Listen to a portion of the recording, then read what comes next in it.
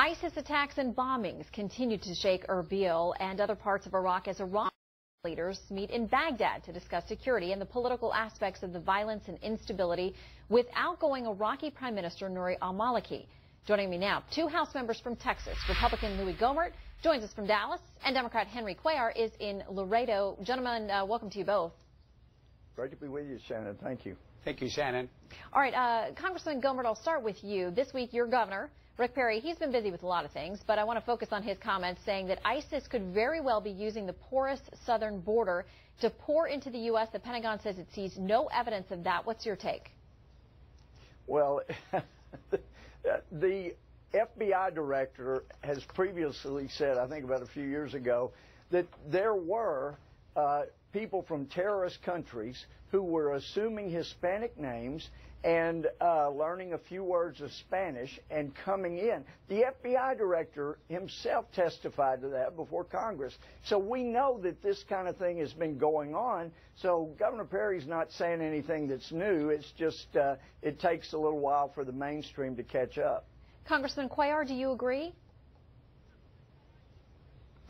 No, I disagree with my classmate, Louie Gohmert, in the sense that, first of all, the Pentagon says that there's no indication of that. Number two, I've asked some of the Border Patrol on the ground if there's any sort of indication, and they're saying no. I just had the person in charge of this border area for CBP, and again, he told me that there's no indication. And on top of that, the Mexican government has said that there's none there. Now, is there a possibility? Of course, there's always a possibility, and we have to make sure that we're ready.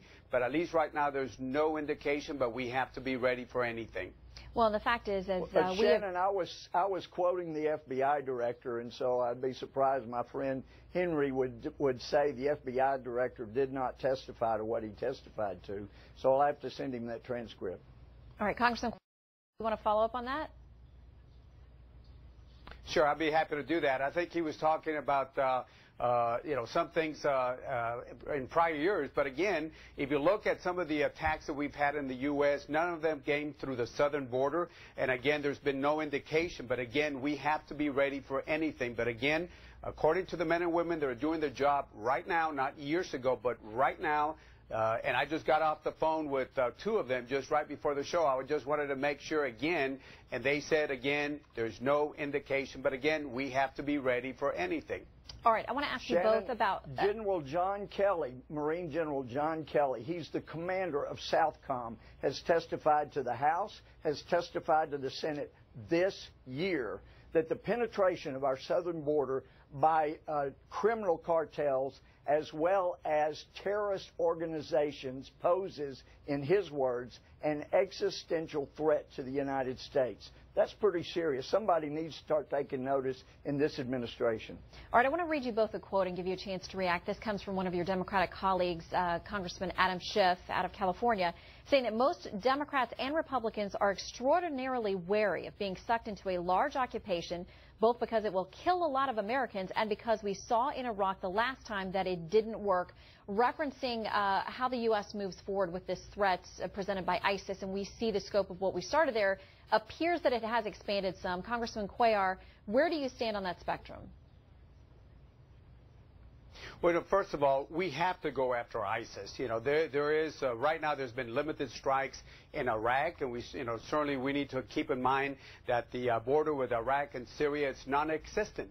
So if we're going to go after the leadership and we're going to go after them before they come after us, and they go after those Western targets, and we saw what they did to that reporter, we have to go after them.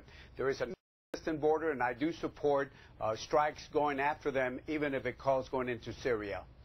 Congressman Gohmert, do you think that we can get the job done not only neutralizing but getting rid of ISIS or stopping this brutal march it's on, short of boots on the ground? Can we rely on allies to handle that? We help from the air. What do you see our mission or our involvement being?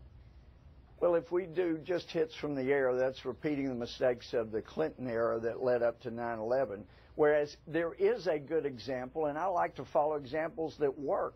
If you look in the early months of Afghanistan's fighting, people have forgotten, but between October of 2001, when we found out where the hit came from, until around February of 2002, we had less than 500, around 300 special ops. They were boots on the ground, but they were embedded with the locals, helping them. We gave them some weapons, and we gave them aerial support, and within about 4 or 5 months, the Taliban was totally routed. Shannon, we could do that, and I agree with my friend Henry. We cannot allow the ISIS, the radical Islamists, to keep growing in strength. We've got to hit them, and I think that what we did initially in Afghanistan was great. Then we started adding tens of thousands of boots on the ground, and we became occupiers. Occupiers don't do well in that part of the world, but you help the enemy of our enemy hit our true enemy, and I loved hearing Senator John McCain today telling the president he needs to take another look,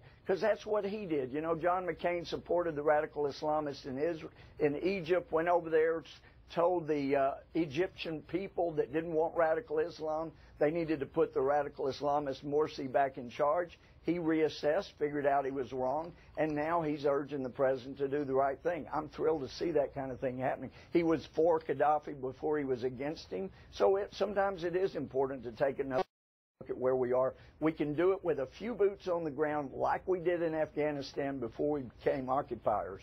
All right, we are going to run up against a hard break here, gentlemen, so I thank you both, Congressman Gohmert and Cuellar, for your time today. We appreciate it.